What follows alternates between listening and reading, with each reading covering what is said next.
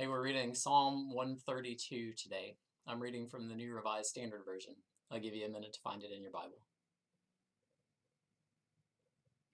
O Lord, remember in David's favor all the hardships he endured. How he swore to the Lord and vowed to the Mighty One of Jacob, I will not enter my house or get into my bed. I will not give sleep to my eyes or slumber to my eyelids until I find a place for the Lord, a dwelling place for the Mighty One of Jacob. We heard of it in Ephrathah. We found it in the fields of Jaar. Let us go to his dwelling place. Let us worship at his footstool. Rise up, O Lord, and go to your resting place, you and the ark of your might. Let your priests be clothed with righteousness, and let your faithful shout for joy. For your servant David's sake, do not turn away the face of your anointed one. The Lord swore to David a sure oath from which he will not turn back. One of the sons of your body I will set on your throne. If your sons keep my covenant and my decrees that I shall teach them, their sons also forevermore shall sit on your throne. For the Lord has chosen Zion. He has desired it for his habitation. This is my resting place forever. Here I will reside, for I have desired it. I will abundantly bless its provisions. I will satisfy its poor with bread. Its priests I will clothe with salvation, and its faithful will shout for joy. There I will cause a horn to sprout up for David. I have prepared a lamp for my anointed one. His enemies I will clothe with disgrace, but on him his crown will gleam.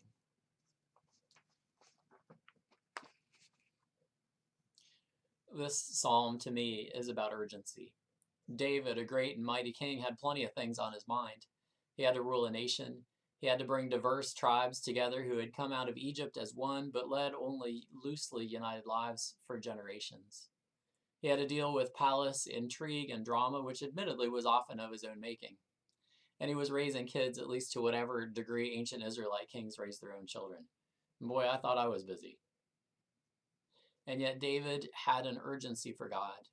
I will not give sleep to my eyes, he's quoted as saying, or slumber to my eyelids, until I find a place for the Lord, a dwelling place for the Mighty One of Jacob. How do you find urgency for God in your life? How do you retain a sense of urgency for God's call to service and witness and worship? Well, it starts, I think, with making God a priority in our life. We make time for the things that we have a sense of urgency about. And so if we make time for God, that sense of urgency will build. I've got a busy day ahead of me, but I have to pray. I've got this pile of books or magazines or articles to read, but I'm going to put the Bible on the top of the stack. I've got all these things that I need to talk to my friend about, but I'm going to make absolutely sure that I ask my friend how their faith life is going. You and I may not have to find a city for God's people to come to worship or a place for the Ark of the Covenant to rest. That was David's urgency. But each of us can make sure that we keep an urgency for God at the forefront of our lives every single day. We'll help you do that right here as we read chapters together from the Bible. I'll see you tomorrow for Psalm 133.